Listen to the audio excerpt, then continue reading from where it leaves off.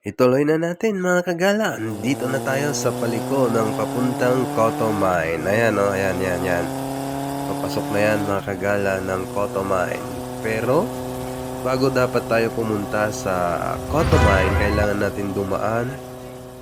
Saan tayo dadaan? Sa Office of Tourism ng Masinloc para kumuha ng mga papers doon para makapasok tayo sa Koto Mines. Yan, maganda pa ang daanan dyan mga kagala. Maganda-ganda pa ang daanan.